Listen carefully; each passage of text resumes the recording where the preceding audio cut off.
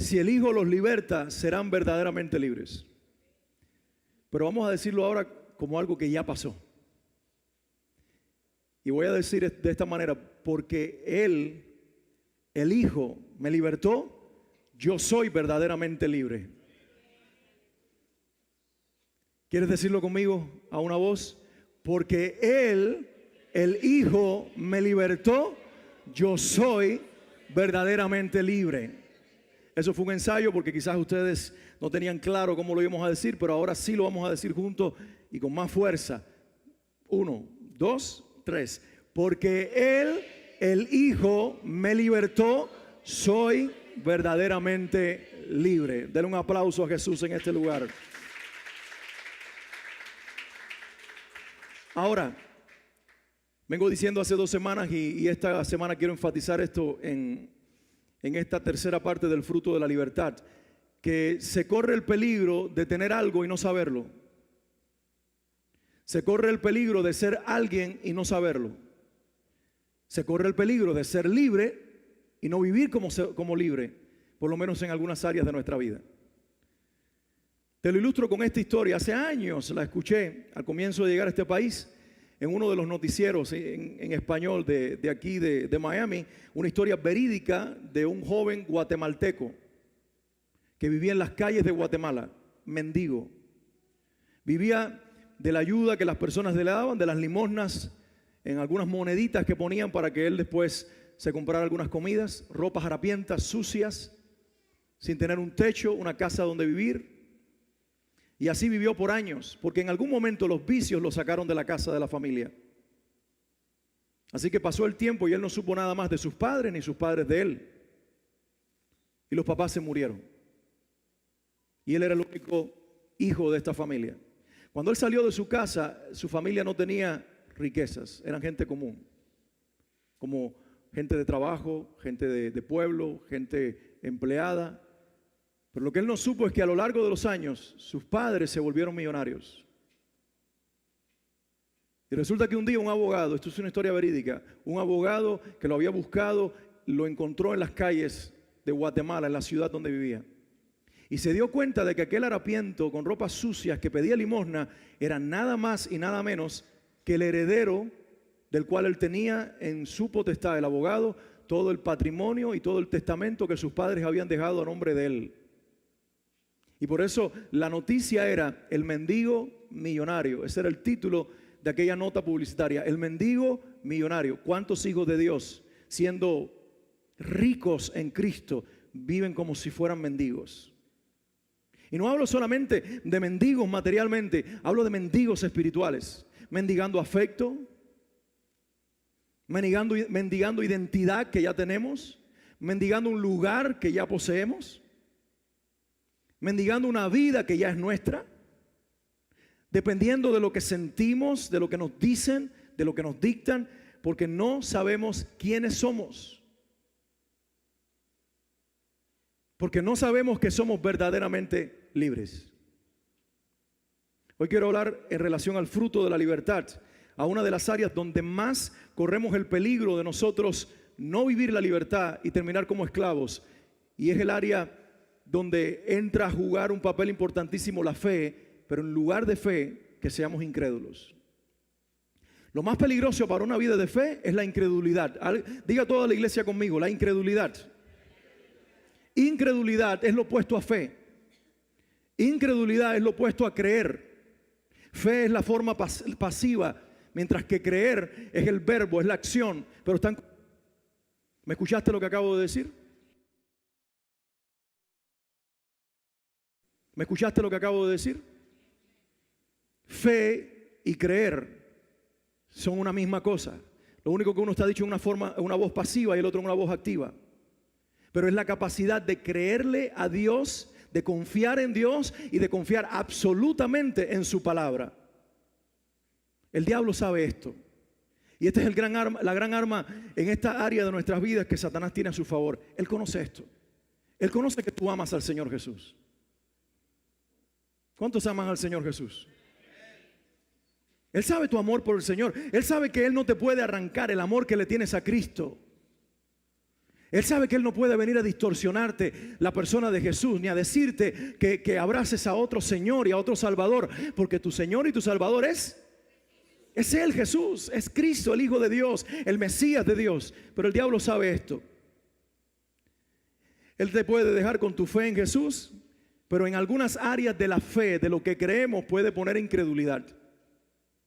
Y si Él logra esta dicotomía espiritual, si Él logra esta división dentro de ti, Él ganó un terreno y ganó un lugar que no te mueve de tu posición de hijo, pero te hace inoperante para la fe. ¿Algunos de ustedes se han puesto a pensar por qué todavía estamos aquí en la tierra? Cada vez que escuchamos de catástrofes, escuché que en la frontera México-Guatemala hubo un movimiento de tierra esta semana de 6.4, en El Salvador también. En Cuba un tornado hace 8 días y un meteorito el viernes. Y cada vez que esto pasa se levantan las alarmas y los profetas comienzan a hablar el fin del mundo, el fin del mundo. Pero la iglesia creyó esto desde los tiempos de los apóstoles, cuando Pedro se levantó y dijo: esto es lo profetizado para los últimos días. Sobre toda carne derramaré mi espíritu y vuestros hijos profetizarán, vuestros ancianos tendrán sueños. Es decir, la iglesia del primer siglo creyó que ya vivía el tiempo del fin. Lo estamos viviendo hace un montón de años, 20 siglos. Lo único que hace falta es que el Señor se aparezca en la escena, porque en lo personal creo que todas las señales de Mateo 24 se han venido cumpliendo delante de nuestros ojos y nosotros quizás estamos ajenos a ellos. ¿Sabe usted lo que dice Mateo 24? ¿No sabe? Va y léalo. El analfabetismo bíblico está matando un pueblo. Y eso es un arma de Satanás, porque la incredulidad viene también por la independencia nuestra en nuestras decisiones y en lo que creemos de la palabra de Dios.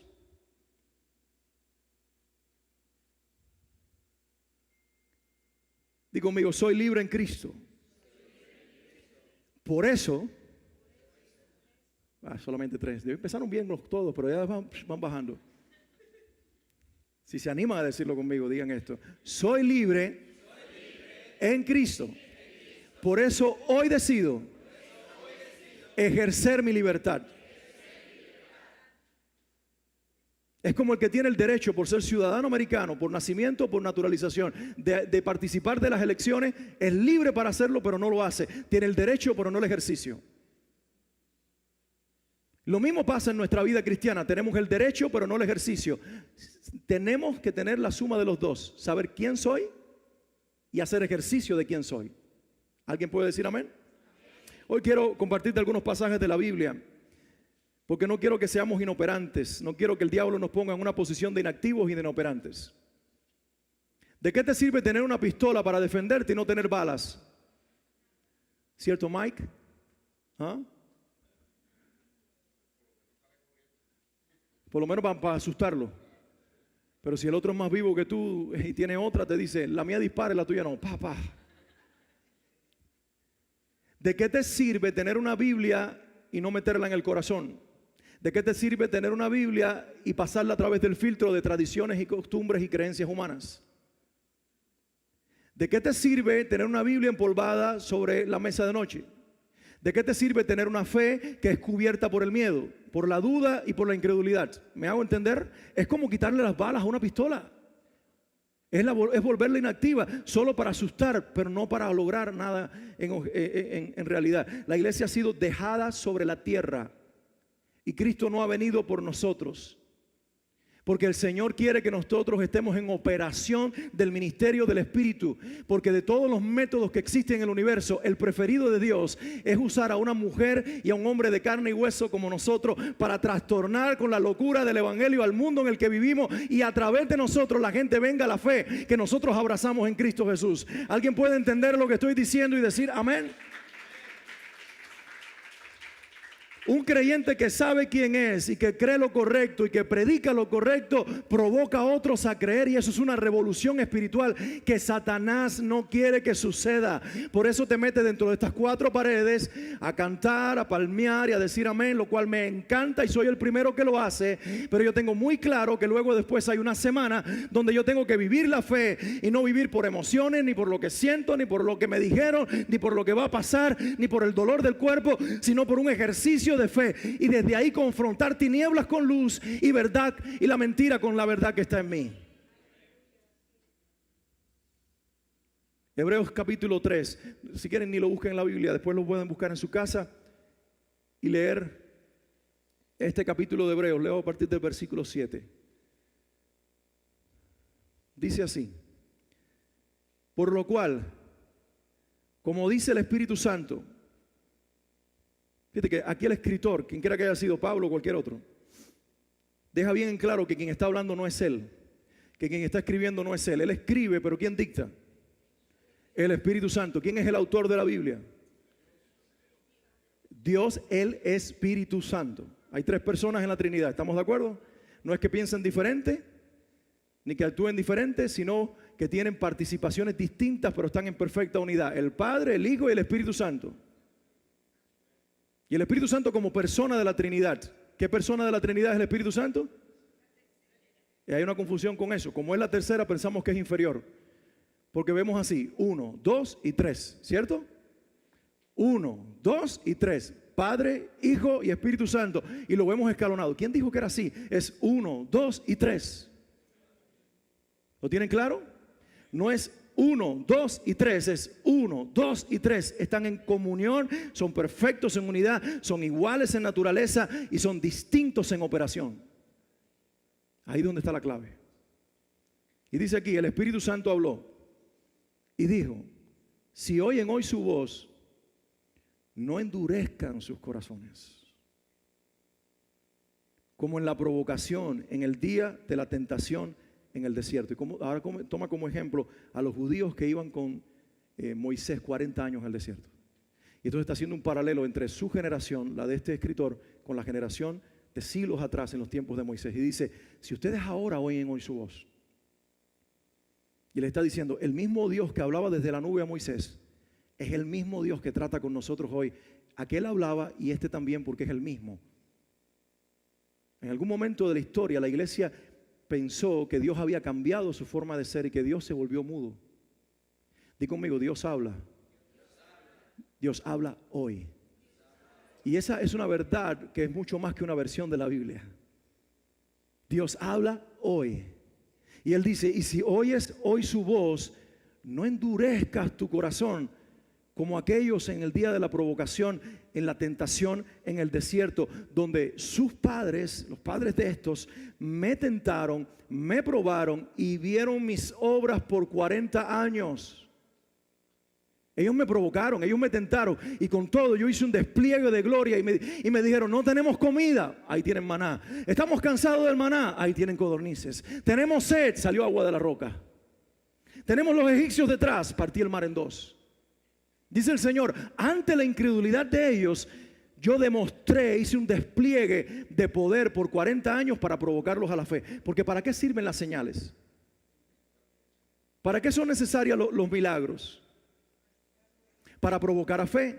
Por eso la iglesia no necesita milagros. Yo no necesito milagros, ni tú tampoco, si estás en Cristo. Tú necesitas verdad. Nosotros necesitamos que los milagros nos acompañen a nosotros para provocar a fe a los que nos oyen predicar. Que cuando oremos por ellos se sanen, cuando oremos por ellos se liberten, que cuando oremos por ellos ocurran cosas sobrenaturales, pero para provocarlos a la fe, porque es necesario que ellos vengan a la fe. Ahora, yo no necesito más, el milagro puede ocurrir en mi vida, amén, pero yo necesito la verdad, que es Cristo. Y se hizo un despliegue de poder por 40 años. Ellos vieron mis obras por 40 años. Dice: a causa de lo cual me disgusté contra esa generación. Alguien diga conmigo: me disgusté. ¿Quién se disgustó? ¿Dios quién? Dice el Espíritu Santo: yo me disgusté con esa generación. ¿Ustedes no creen que el Espíritu Santo se sigue disgustando? Claro, Pablo dice: ustedes están entristeciendo al Espíritu Santo con sus pecados, ustedes están apagando al Espíritu Santo con sus pecados. Él se entristece, él se disgusta. Dice, yo me disgusté con esa generación y dije, siempre andan vagando en sus corazones y no han conocido mis caminos. Por tanto, juré en mi ira. Juré en mi ira, dice el Espíritu Santo, no entrarán en mi reposo. Miren, hermanos, que no haya en ninguno de ustedes, aquí ahora viene la advertencia. Miren, hermanos, que no haya en ninguno de ustedes un corazón malo. ¿Lo pueden ver ahí en pantalla? Miren, hermanos, que no haya en ninguno de ustedes un corazón malo de incredulidad para apartarse del Dios vivo. ¿Cuál es la mayor descripción de un corazón malo? Digo conmigo, la incredulidad. La mayor expresión de un corazón malo es un corazón incrédulo, y es por la incredulidad que nos separamos de Dios y nos damos el permiso de tomar decisiones que Él no corrobora y que Él no aprueba, porque creemos que Él está equivocado y nosotros estamos en lo correcto.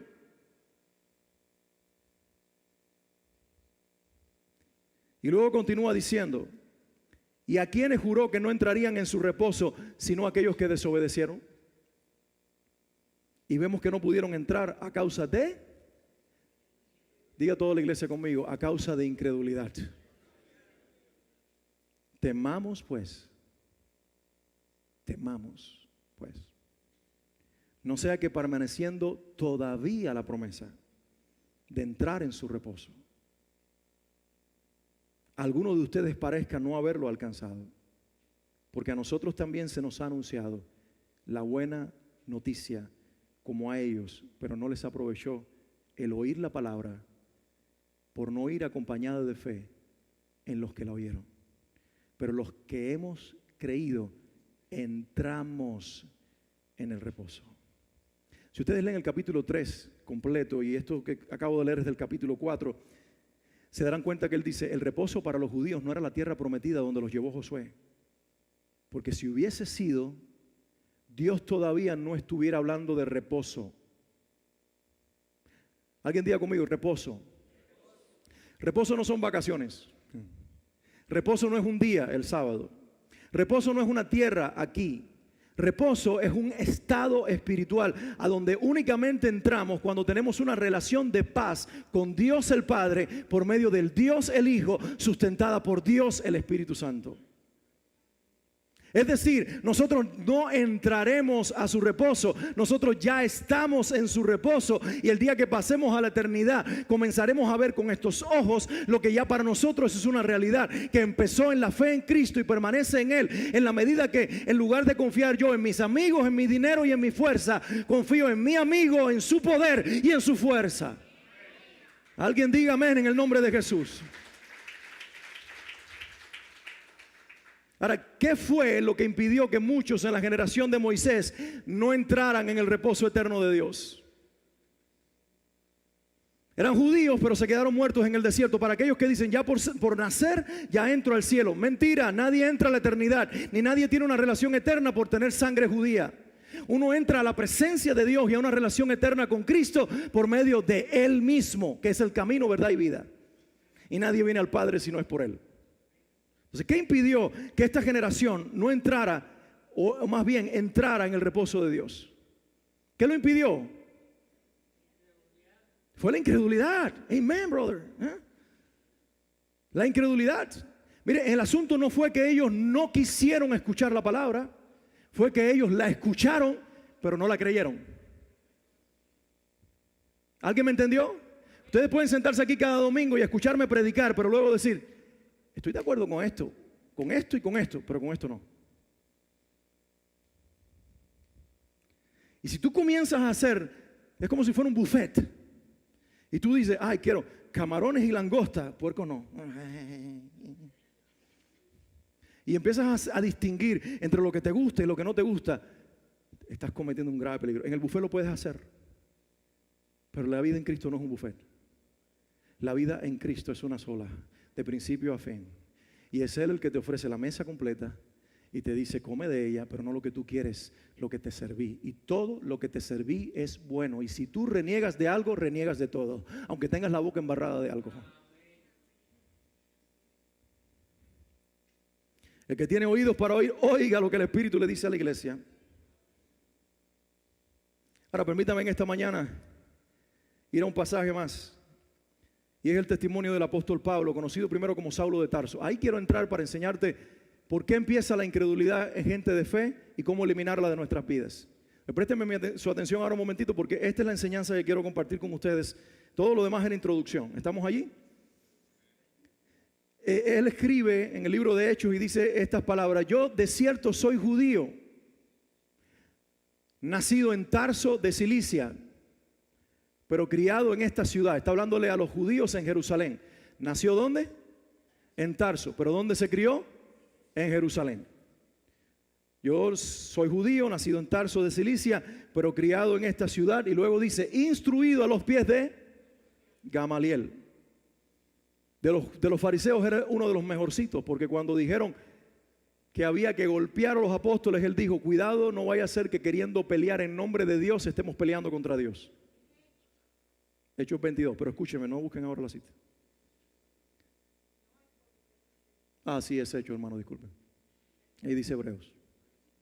Yo de cierto soy judío, nacido en Tarso de Cilicia, pero criado en esta ciudad, instruido a los pies de ¿quién? Estrictamente conforme a la ley. ¿De quiénes? De nuestros padres. ¿Celoso de quién? De Dios, como hoy lo son todos ustedes. Dice, yo perseguía este camino. ¿Qué camino? El camino de Cristo. La fe. Antes a la iglesia se le llamaba el camino, al cristianismo se le llamaba el camino. Les decían los del camino. Entonces cuando él dice aquí yo perseguía este camino, está diciendo yo perseguía la iglesia. Dice, yo perseguía este camino ¿hasta dónde? Hasta la muerte, prendiendo y entregando en cárceles a hombres y a mujeres. Ya te puedes imaginar cómo era él. Pero di conmigo, pero. Y siempre que hay un pero en la Biblia, algo bueno está a punto de pasar. Dice, pero aconteció que yendo yo al lugar y al llegar cerca de Damasco, como a mediodía, de repente me rodeó mucha luz del cielo, caí al suelo. ¿De dónde se cayó Pablo? No de un caballo, ahí no lo dice. O dice, Pablo se cayó del caballo. ¿Dónde dice eso? Él dice que se cayó al suelo. De hecho, la tradición judía dice que los judíos no usaban caballos, caminaban. Entonces se cayó al suelo y oí una voz que me decía, Saulo, Saulo, ¿por qué me persigues? Yo entonces respondí, ¿quién eres, Señor? Y me dijo, yo soy Jesús de Nazaret, a quien tú persigues. Y dije, ¿qué haré, Señor? Y el Señor me dijo, levántate, ve a Damasco y allí se te dirá todo lo que está ordenado que hagas.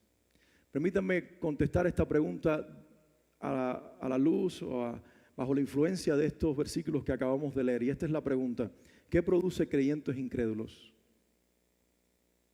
¿Qué produce creyentes incrédulos? Es una contradicción, creyentes incrédulos.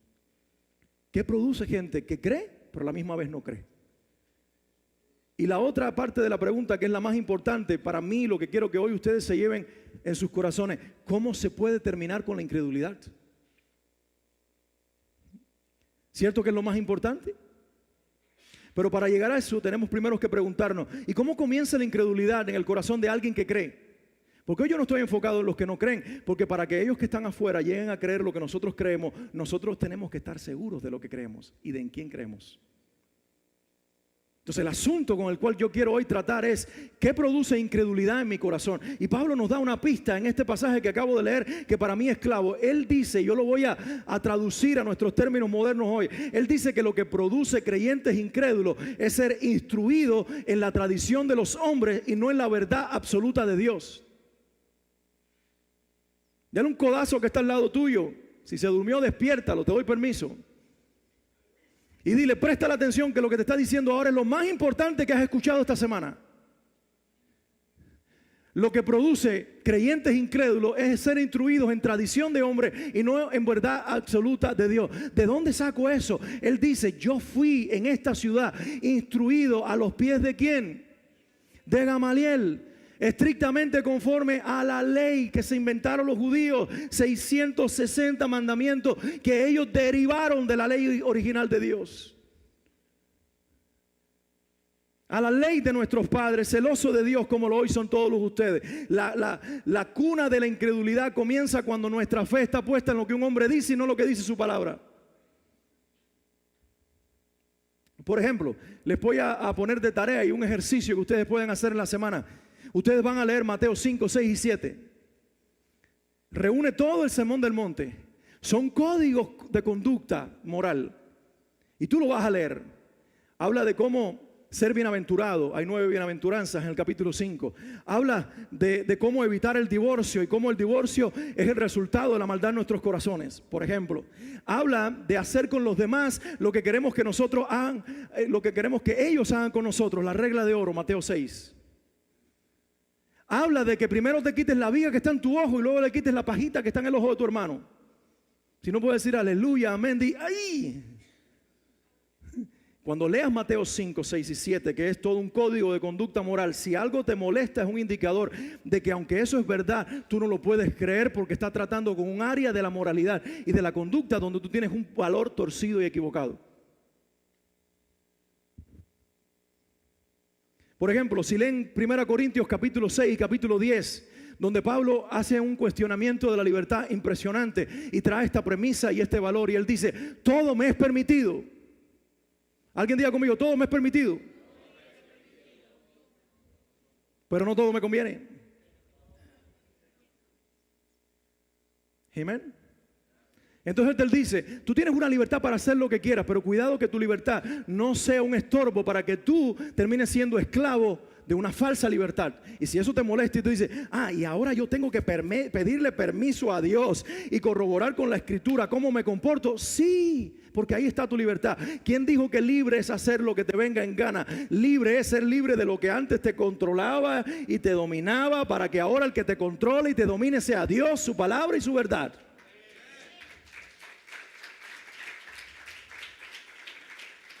Otro ejercicio que les pongo, lean 1 Corintios 12, hay una lista de dones espirituales. Y cuando tú digas don de servicio, digas amén, pero luego digas don de lenguas, ay no, eso a mí no me gusta. Que raca, taca, taca, taca, no. Yo no quiero caer en eso. Yo no soy pentecostal.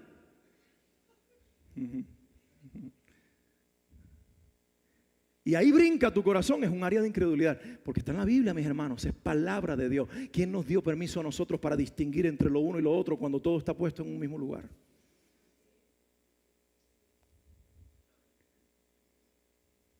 Tenemos áreas de incredulidad. Cuando la Biblia dice que el marido es cabeza de la mujer, si las mujeres brincan, hay un problema allí de feminismo.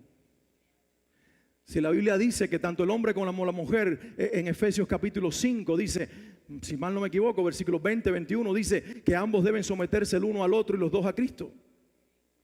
Si al hombre le molesta eso, y a la mujer también, ahí estamos brincando en un área donde nos enseñaron un modelo equivocado de familia y tenemos que venir a rendirnos a los pies del Señor. ¿Por qué? Porque la incredulidad viene cuando yo me cierro a la verdad. La incredulidad viene cuando yo me cierro a la verdad y yo comienzo a hacer un Frankenstein de la verdad de Dios. Y yo digo, la cabeza es de un monstruo, los brazos son de otro, y yo pongo las partes que quiero y acepto las otras. Diga conmigo en este día, me voy a rendir a lo que Dios dice y no los hombres dicen. El problema de Pablo, que asesinó cristianos, los metió en la cárcel, fue un perseguidor de la fe. El asunto era que él había sido instruido a los pies de Gamaliel y no de la revelación de Dios. Porque cuando él aprendió la Biblia, él se sentó a los pies de un hombre que le dijo cómo interpretar la profecía. Y cuando le leyó Isaías 53, no le dijo con claridad que el Mesías ahí está descrito, que lo iban a moler a palos y que iba a morir por nosotros, sino que pasaron por alto y dieron un salto a Isaías 60, a la gloria del Mesías, y dice, este es el que esperamos, el que viene en luz, el que nos convierte en la nación más grande de la tierra, el que nos devuelve el poder. Y se brincaron un capítulo de la Biblia con tal de no decirle a sus discípulos, dentro de ellos Saulo de Tarso, que el Mesías que vendría en gloria primero moriría en una cruz. Así que cuando ellos ven un Mesías muriendo en una cruz, es demasiado débil como para creer en él. Y le dicen al pequeño discípulo que está creciendo y que es parte de esa generación: jamás creas en un Mesías débil, porque el nuestro derrocará a Roma. Vendrá en un caballo blanco, una espada en la mano, furia en sus ojos y juicio para las naciones. Y aunque eso es aparentemente verdad, en un sentido, primero tenía que venir el sacrificio, la muerte y la cruz. Lo mismo pasa hoy cuando nosotros decimos: yo soy de Calvino o de Arminio, en términos de salvación. Si te parece que estoy hablando en chino, es que ya llegó el tiempo en que debes progresar y no seguir en los mismos rudimentos de la fe. Y comenzar a decir: ¿de qué se trata todo esto? De las doctrinas que la gente tiene. ¿Saben? Alex Badilla no es ni calvinista ni arminiano. ¿Sabes de qué estoy hablando? Calvino fue un individuo que tomó las enseñanzas de Agustín, un maestro de la Biblia, en el siglo IV, Agustín, y más tarde en el siglo XVI o siglo XV, Calvino. Y él dice: esta es la enseñanza, que Dios de antemano predestinó a los que van a ser salvos, y Dios también predestinó a los que van a ir al infierno. Y de ahí vienen 5 puntos, de los cuales creo varios, pero no creo esto. Entonces Arminio viene y Arminio dice: no, todo lo contrario. Arminio fue enseñado por el discípulo de Calvino. Pero cuando él ve la enseñanza, él dice: no, yo tengo otra propuesta. Que Dios eligió a los hombres, pero el hombre es libre para decidir. Que Dios escogió a toda la humanidad en una persona, en Cristo, pero cada ser humano tiene la responsabilidad de responder a esa fe. Que nosotros no nos podemos salvar a nosotros mismos, que solamente Dios nos puede salvar. Que el libre albedrío del ser humano está corrompido y por lo tanto tiene que haber una intervención de fe. Y en eso se pusieron de acuerdo Calvino y Arminio y se dieron la mano. Pero luego Arminio se metió en unos terrenos donde dice que nosotros entonces, siendo ya cristianos, se nos puede quitar la salvación. Y yo no entro en esos terrenos, porque no entro en el área de los misterios, me quedo en el área de la verdad. Yo les doy un consejo a ustedes: jamás entren en el área de las doctrinas que entran en misterios que la Biblia no enseña. Quédense en la verdad de Dios. Por eso aquí yo, por lo menos, Alex, el pastor que tienen, si no les gusta tienen que buscar a otro. No soy ni calvinista ni arminiano, soy bíblico. Y esto es lo que creo. Yo estaba perdido y Dios me encontró. Yo no lo encontré a él, él me encontró a mí. Yo no produje la fe, él la produjo en mí. Yo no me puedo salvar a mí mismo, él me salvó a mí.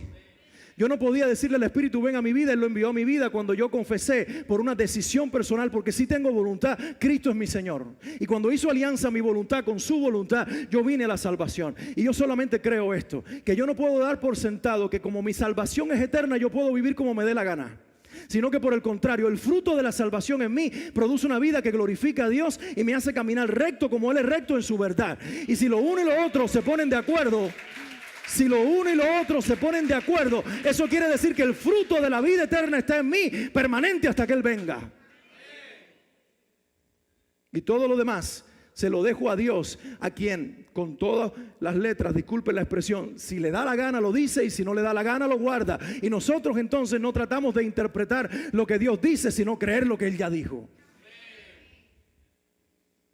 Cuando se trata de la obra del Espíritu Santo, no somos como muchos maestros reformados que en el siglo XV, Lutero, Calvino y Zwinglio dijeron, como era lo que heredaron de la Iglesia Católica, que el Espíritu Santo, en la época en que se murió el último de los apóstoles, el apóstol Juan, que escribió el Apocalipsis, ellos dijeron: cuando murió el último de los apóstoles, también el Señor quitó de la iglesia algunos dones del Espíritu. Por lo tanto, ya no hay lenguas, interpretación de lenguas, sanidades, milagros, profecías y discernimiento de espíritus. Y le quitaron a una lista de 12 milagros o de 12 dones, 6. Porque ellos dijeron que estos eran únicamente para establecer la iglesia y el canon bíblico.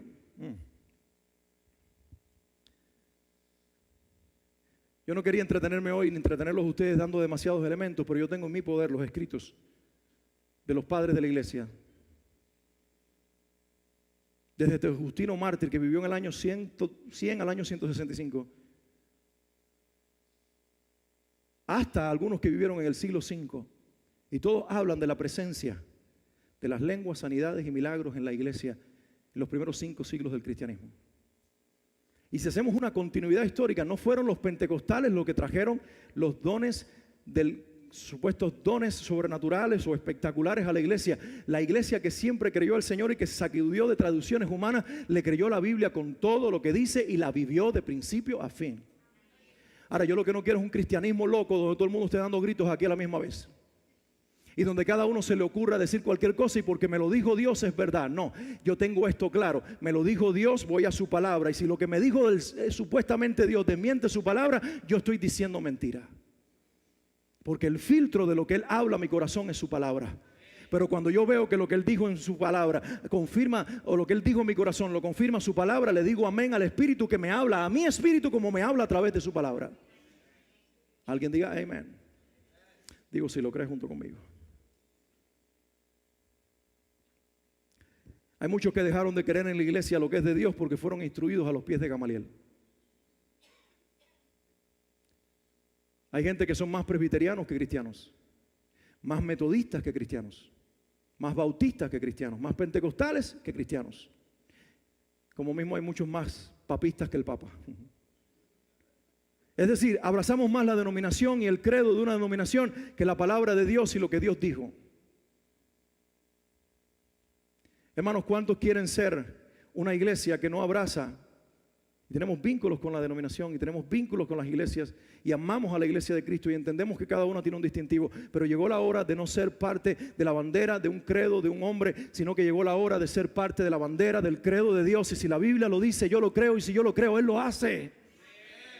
¿Cuántos quieren ser parte de una revolución del Espíritu Santo donde nosotros creemos lo que dice su palabra y vivimos en comunidad una experiencia de fe a la luz de lo que la Biblia dice? No le añadimos, no le quitamos, no lo interpretamos, creemos. ¿Cómo se puede ser víctima de la incredulidad? Pregúntale a alguien que esté cerca de ti y a ver si te lo sabe decir. Dile, ¿cómo se puede ser víctima de la incredulidad? Ya lo leímos, Pablo lo dijo. Pablo lo dijo. Lo primero que él dijo en su experiencia, su testimonio personal, a mí me fascina Pablo. Después del Señor Jesús hay dos personajes en la Biblia con los cuales yo camino el resto de mi vida. Daniel en el Antiguo Testamento y Pablo en el Nuevo Testamento. Los demás me perdonan, todos los demás, que si paso por el cielo del largo y les digo, ay, ¿cómo estás, Abraham? Hey, David, ¿cómo estás? ¿Dónde está Daniel? ¿Dónde está Pablo? Porque me identifico mucho con estos hombres. Y él dice en su testimonio algo que cada uno de nosotros tenemos que recibir. Solo Jesús tiene el poder de extirpar la incredulidad de nuestras vidas. Solo Él es el cirujano. Todas las mentiras que están en tu corazón, solamente uno te lo puede quitar. Yo no puedo decirte que 3 pasos, 4 pasos te van a ayudar. Yo solamente puedo decirte que Jesucristo sigue siendo la respuesta. Él dice, como a mediodía, me rodeó mucha luz del cielo. Caí al suelo y oí una voz que me decía, Saulo, Saulo, ¿por qué me persigues? Si eres un creyente que tu incredulidad es sincera, Jesús te buscará en el camino de tu vida hasta extirpar la incredulidad de tu corazón. Si eres un creyente que tu incredulidad es un pretexto para vivir como te da la gana, te vas a quedar ahí. Pero si eres un creyente que abrazaste una doctrina que te produjo incredulidad en una área, pero eres sincero, yo creo que aunque tome años, Él te va a salir al encuentro y Él te va a traer a la verdad. Porque Él lo hizo con Pablo. Porque Él sabía que este era un asesino celoso de la doctrina que le habían enseñado, pero era sincero en lo que creía y amaba la honestidad. Por eso Él dice, no lo puedo dejar engañado porque este ama la verdad. Déjame mostrarle algo, que la verdad no es un conocimiento ni es una doctrina, es una persona y esa soy yo. Cuando Cristo se te revela, se te abren los ojos. La pasión por la vida cristiana no está en lo que me enseñaron, está en quien conocí. Pasa más tiempo con el Señor, dialoga más con Él, hazle más preguntas, que Él te las va a responder todas. Hazle más preguntas que Él te las va a responder todas, a través de su palabra, pero te va a dar la respuesta. Porque Él la honestidad la ama, porque Él a los honestos, a los que sean incrédulos, a los que no conocen, pero son sinceros, Él los sale a buscar. Alguien diga conmigo, amén. Así que quiero enfatizar esto, necesitamos una experiencia personal con Jesús. Y yo diría que esa experiencia la necesitamos una y otra vez. Hoy, como la necesité ayer, mañana como la necesito hoy, todos los días, todos los días, todos los días. Ahí buscar al Señor y que Él se encuentre con nosotros y tener un encuentro con Él que nos transforme la vida. ¿Alguien lo desea? Está a la distancia de tu fe, está a la distancia de decirle: Señor, quiero verte, a lo mejor no con estos ojos físicos, pero se va a revelar dentro de ti y va a darte una experiencia que va a apasionarte en tu fe, porque has conocido al Hijo, y si el Hijo te liberta, eres verdaderamente libre.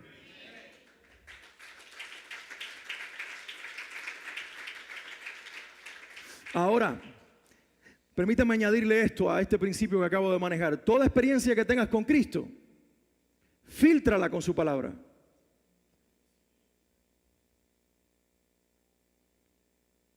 Dice la Biblia, hablando acerca de unos cristianos o unos creyentes judíos, porque todavía no eran cristianos, que eran más nobles que los de otra ciudad. Dice, los de Berea eran más nobles que los de Tesalónica. Y dice, estos eran más nobles que los que estaban en Tesalónica, pues recibieron la palabra con toda solicitud, escudriñando cada día en las Escrituras para ver si estas cosas eran así.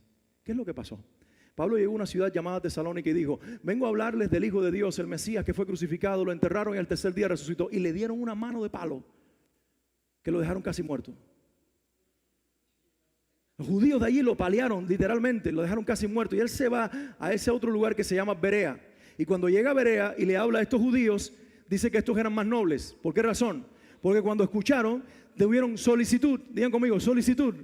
¿Qué quiere decir esta expresión? Que estaban abiertos y decían: wow, eso suena, que el Mesías tenía que morir para luego regresar en el futuro, pero que primero tenía que morir, porque lo primero que tenía que solucionar era mi pecado. Es verdad, yo soy un pecador. Mira, ninguno de los sacrificios del templo, ninguna de las costumbres judías me ha salvado. Esto del Mesías me parece. Pero muchachos, ¿por qué no vamos a ver lo que dijeron los profetas? Y fueron a ver lo que dijeron los profetas. No para demostrar que Pablo estaba equivocado, sino para comprobar que lo que decía era verdad.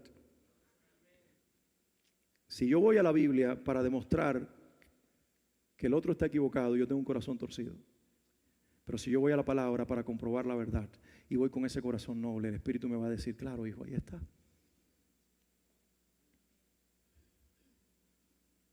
Yo fui un bautista al que le dijeron que no había lenguas, milagros ni nada por el estilo.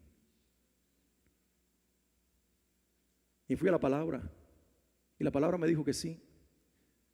Y luego en la experiencia con el Señor me lo demostró. Y me dio el don de hablar en lenguas y orar por los enfermos y que se sanen. Y ver que todo lo que me dijeron que ya no estaba, está. Por lo tanto, mi Señor en su palabra y en su trato conmigo unió las dos cosas y confirmó que lo uno y lo otro tenían razón. Así que yo tuve que decirle a Gamaliel: bye bye, para seguir a Cristo.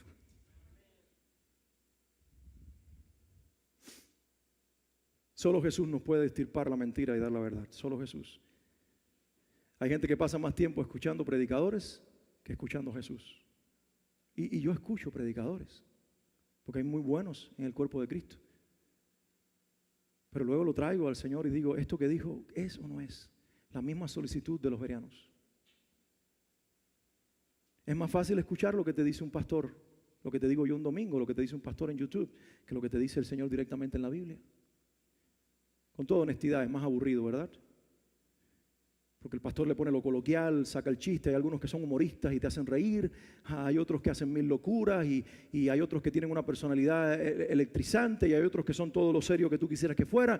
Y ahí tú estás escuchando lo que te gusta a ti, te enamoras de la personalidad y te quedas con la mentira o con la verdad. Pero no disiernes, ni lo uno ni lo otro. No nos gusta ir a la Biblia porque me dio sueño. Mejor voy a usar la Biblia de audio y te roncas toda la noche. Ya no dices amén, ahora haces.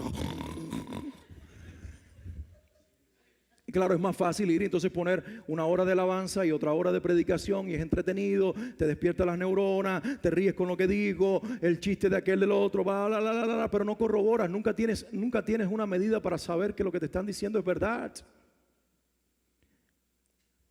Yo no estoy en contra, no soy anti YouTube. Yo tengo YouTube para ver cosas cristianas. Yo no soy, veo todo. Yo no tengo ningún problema con eso. En mi casa hay televisor, no es el cajón del diablo. Yo tengo Netflix, no hay problema con eso, solamente que hay que discernir. Inclusive hay que discernirlo todo. Lo que pasa es que también yo tengo que pasar tiempo con Dios, con su palabra, llenarme de Él, para que el Espíritu Santo entonces provoque ese salto en mi corazón que he aprendido a distinguir cuando me dicen la mentira. Aquí adentro algo salta y yo sé que es el Espíritu Santo. Él me dijo que cuando yo crea en Él, de mi interior van a correr ríos de agua viva. Y yo he aprendido a conocer al Espíritu Santo, y cuando dentro de mí alguien dice una mentira y aquí adentro hace algo, ¡pah! Yo sé que el Espíritu Santo que me dio una patadita y me dijo, be careful. Lo segundo que Pablo nos enseña es esto. Lo primero es una experiencia con Cristo, una relación con Él, un rendirnos a Él, un encuentro con su persona. Lo segundo es la obediencia a su palabra. Diga toda la iglesia conmigo, la obediencia a su palabra. Debo ser muy enfático en esto, lo voy a decir otra vez más. No confundamos su palabra con una tradición. Su palabra, directamente.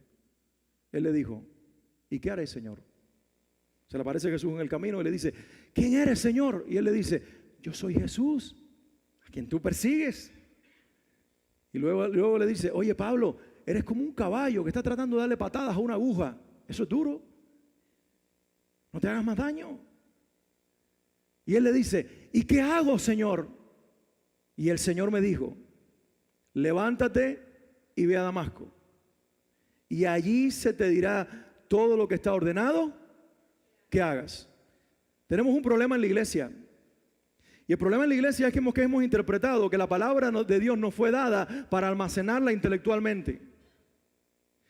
Y la Biblia dice bien claro, Jesús dijo estas palabras, Mateo 28.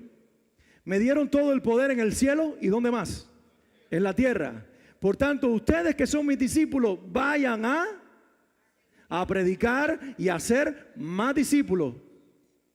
Y después, enseñándoles que guarden. Y dice otra versión, enseñándoles a obedecer mi palabra. La King James dice así, ustedes tienen que teach them to obey my word. Enséñenles a obedecer mi palabra. El problema de nosotros en la iglesia es que hemos enseñado demasiado conocimiento. Perdónenos a nosotros los pastores. Dios no nos dio su palabra para que nosotros la memoricemos. Dios nos dio su palabra para que la creamos, la obedezcamos y vivamos detrás de ella. Y lo que te hace avanzar en el reino de Dios no es conocer la Biblia, es obedecerla. Y no puedes decir amén, ay, ay, ay. Pero sí, porque ¿cuánta gente se sabe la Biblia de memoria pero no la vive?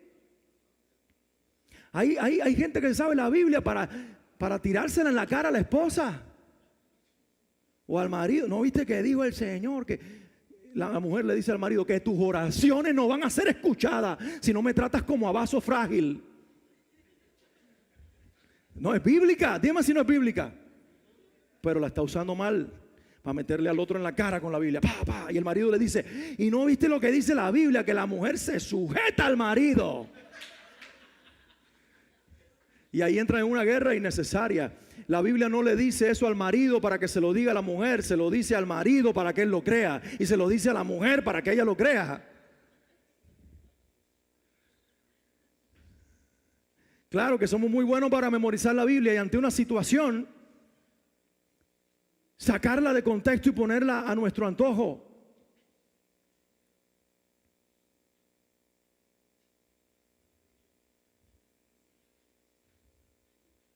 Pero la Biblia fue dada para que nosotros la obedeciéramos. Di conmigo, obediencia. Obediencia. Obediencia. Por el resto de tu vida. Yo te creo a ti, obedezco tu palabra y tu palabra me bendice. Los cristianos hoy queremos que Dios nos bendiga y nosotros hacemos lo que nos da la gana. Mis hijos en mi casa no pueden hacer lo que les da la gana. ¿Cuántos son hijos de Dios? Él es papá. ¿Cuántos dicen, Dios es mi padre? Y esta generación descubrió y reveló y ¿cómo decir? Maximizó la doctrina de la paternidad de Dios. Qué bueno, solo que hay un problema con eso.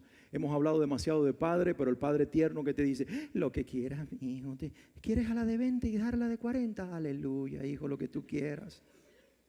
El asunto es que te amo y que ames y que ames. No, el Señor te dice, estás en el pacto matrimonial, honra a tu mujer, van a tener discusiones, pero ustedes van a amarse, van a respetarse, van a pedirse perdón.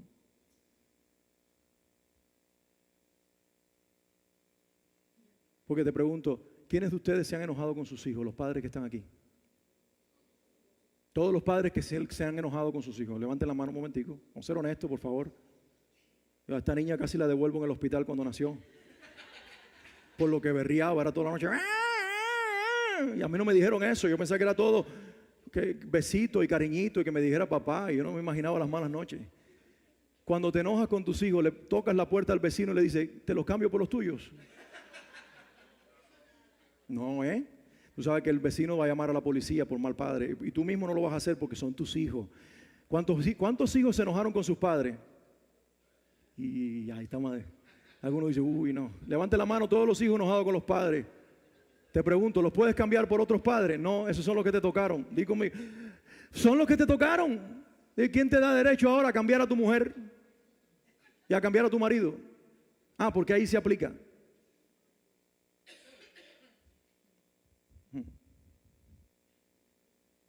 Y le dije, Señor, ¿qué haré? Y él me dijo, levántate y ve a Damasco. ¿Qué hizo Pablo cuando él le dijo, levántate y ve a Damasco?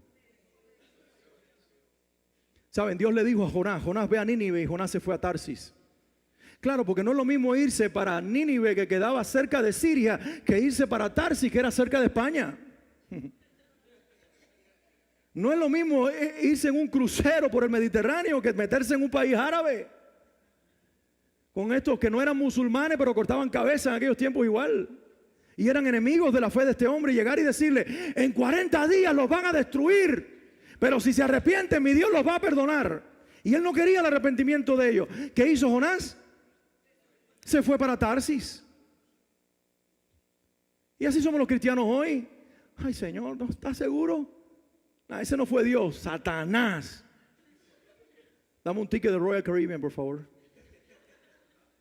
Eso fue lo que hizo Jonás, cristianismo moderno. Pero ¿qué hizo Saulo de Tarso? Está en el suelo, ya no ve, lo tienen que levantar ciego, lo cogen por las manos y dice, ¿y ahora para dónde vamos? Y vamos a Damasco, vamos a Damasco. ¡Qué bueno! Vamos a matar cristianos. No, llévenme a un lugar, en una calle llamada a la derecha. Y voy a estar en una casa allí, tengo que esperar a alguien. Y luego Dios viene y le dice a un tal Ananías en Damasco, Ananías, te tengo una misión. ¿Cuántos de ustedes quieren servir al Señor? ¿Están seguros?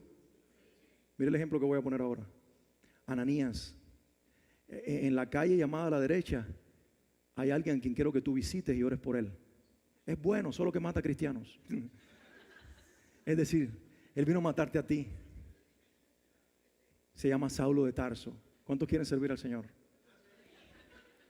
Si de verdad queremos servir al Señor, nos va a poner en posiciones donde los Saulo de Tarso a los que le temíamos, ahora son llamados por Dios a nosotros ir y orar por ellos. ¿Se dan cuenta que crecer en el Señor es obedecer? Y que esta fe romántica se tiene que terminar. Ananías llega y le dice, Señor, pero es Saulo, perseguidor de la iglesia, mata a la gente, vino aquí para matarnos, tiene derecho para hacerlo. ¿Tú estás seguro de lo que tú estás diciendo? Ananías, ve, porque él cree. Y ahora es necesario que reciba la vista, sea lleno del Espíritu Santo, me sea instrumento escogido y sepa cuánto cuesta servirme a mí. Y Ananías llega. Me imagino que a aquel hombre le temblaban las piernas. Y debe haber llegado, pero llegó. Porque el asunto de la vida de fe no es no tener miedo, es hacer lo que nos toca hacer, aunque nos tiemblen las piernas y la voz. Y yo me imagino, esta es mi imagen de Ananías, porque yo tengo cierta imaginación. Y yo me imagino a Ananías temblando y le dice, Saulo. Y el otro le dice, ¿y tú quién eres? Qué bueno que estás ciego, ¿verdad? Yo soy Ananías, soy servidor de Cristo. Y Él me envió para que orara por ti. Yo no sé si es una prueba para que tú me mates. Eso es lo que tiene que haber estado en la mente de este hombre. Porque a lo mejor se acordó que Dios le dijo a Abraham que matara a su hijo. Y que a lo mejor Dios a veces prueba nuestra fe poniéndonos en posiciones incómodas. Y él está ahí y le dice, pero el Señor me dijo que pusiera las manos sobre ti y vas a recibir la vista. En el nombre de Jesús recibe la vista. ¡Pah! Y se llenó del Espíritu Santo. ¡Pah! Y te bautiza en el nombre de Jesús. Y lo bautizó. Y ahí el hermano Pablo y el hermano Ananías fueron reconciliados por el Dios a quien obedecieron. Es la obediencia a su palabra y el encuentro con su persona el que nos hace verdaderamente libres. Si en tu fe estás dialogando con un Dios que te aleja de la obediencia a su palabra, repréndelo, porque no es Dios. ¿Es tu propia conciencia, es tu propio yo o es Satanás? El Dios de la Escritura te lleva a obedecerlo y a amarlo y a seguirlo. ¿Quieren ponerse de pie ustedes un momentito?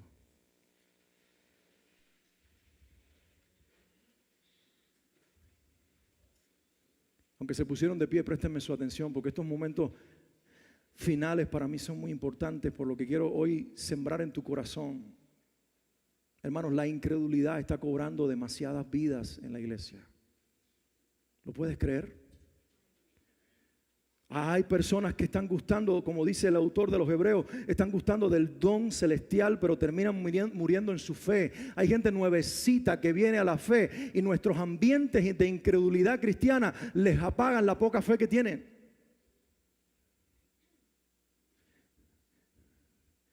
Yo he entendido esto, que al enfermo no le digo, mira, voy a orar por ti, pero no sé si Dios quiera sanarte. Eso no fue lo que Jesús me dijo. Jesús me dijo, ve y ora por los enfermos y que Él haga el resto. Y yo le voy a decir, hermano, déjame orar por ti, Padre, pongo la enfermedad de esta persona. Tú puedes, si tienes el poder para sanarlo, te lo encargo al poder de tu gracia. Y que lo que pase después es lo que se le ocurra a Dios, no a mí. Pero mi trabajo es creer que Él dijo que yo lo hiciera y yo lo hago. Estamos tú y yo demasiado teólogos. Yo tenía un tío con la misma enfermedad. Oramos, pero sí, Señor lo sanó en el cielo. Mi mamá se murió de cáncer, pero yo sigo orando por gente que está enferma de cáncer. Porque su experiencia no es la experiencia de los demás. Y su experiencia no puede tapar lo que la Biblia dijo.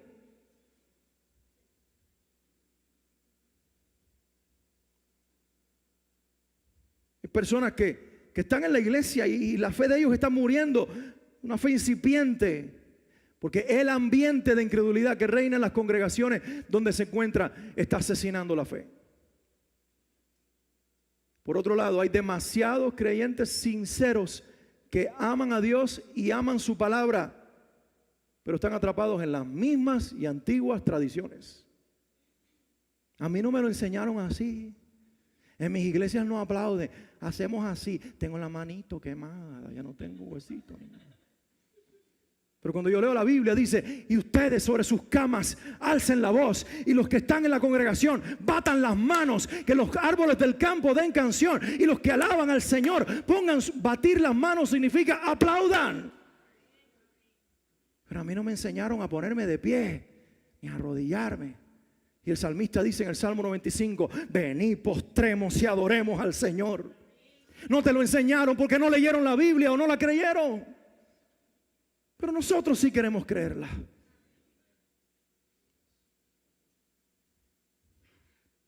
Como están atrapados en sus mismas y antiguas tradiciones, ¿cuál es el resultado? Terminan inoperantes, sin pasión para hablarles a otros de su fe, limitados espiritualmente. Por un lado están los que dicen ya esto no es, y por el otro lado están los que dicen sí es, pero hasta que no venga una corriente que te sacuda. Puede ser que a mí la corriente me haya bajado, pero a ti no. Yo no puedo reproducir mi experiencia en ustedes. ¿Tú creíste? ¿Cuántos creyeron?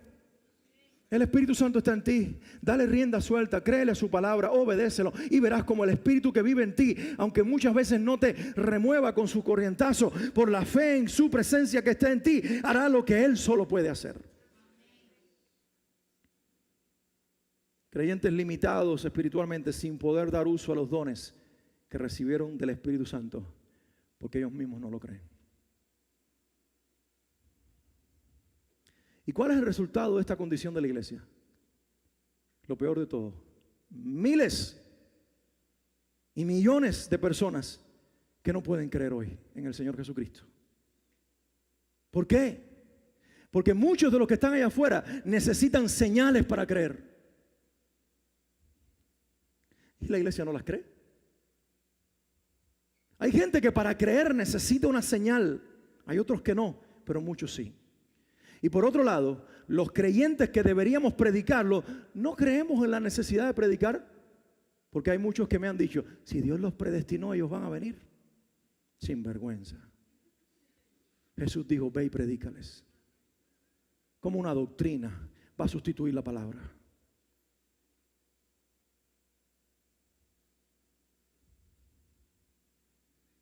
Se mueren porque nadie les predica.